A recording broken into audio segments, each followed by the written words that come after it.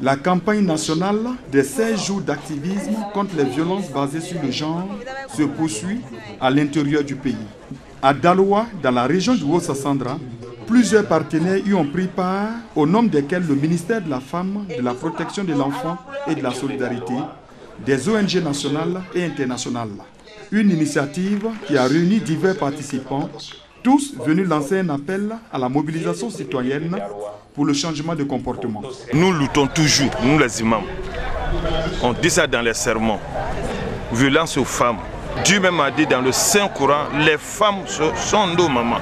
Donc je demande à tout le monde, la communauté musulmane, arrêtez de faire violence aux femmes. Bataille des femmes, j'interviens.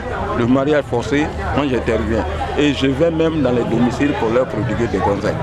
À partir d'aujourd'hui, je continuerai encore le combat. Au cours de cette journée, les participants ont été sensibilisés sur l'établissement des relations saines à la maison et dans la communauté. Selon le chef de délégation de l'Union européenne, les droits fondamentaux de la jeune fille en Côte d'Ivoire sont encore menacés. En Côte d'Ivoire, une femme sur 3 est excisée. En Côte d'Ivoire, une femme sur 10 est mariée avant l'âge de 15 ans et 40% sont mariés avant l'âge de 18 ans. Donc c'est des proportions qui sont absolument colossales et qui ne pourront changer qu'à travers l'éducation. Les ONG nationales appellent donc à la contribution et à l'union de tous les acteurs pour réduire, voire éradiquer les violences à l'égard des femmes et des filles, y compris le mariage des enfants. Les textes de loi existent. La Côte d'Ivoire a ratifié tous les textes. Mais il y a un problème. Il faut briser le silence. Pour qu'on puisse sanctionner, il faut qu'il y ait la dénonciation. Or, dans la réalité, la dénonciation est très difficile. Dans mon établissement, j'ai fait également l'objet d'un mariage forcé d'une fille de 11 ans, un monsieur de près de 58 ans.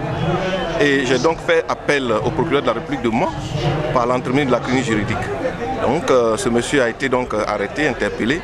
Et aujourd'hui, la fille a repris les cours. Elle a eu donc son BPC brillamment l'année dernière et elle continue ses études. Elle est actuellement en seconde.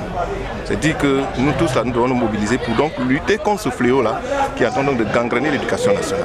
Les femmes et les jeunes filles qui ont pris part massivement à cette journée de sensibilisation ont été invitées à dénoncer les auteurs et complices de mariage d'enfants et à éviter les règlements à l'amiable.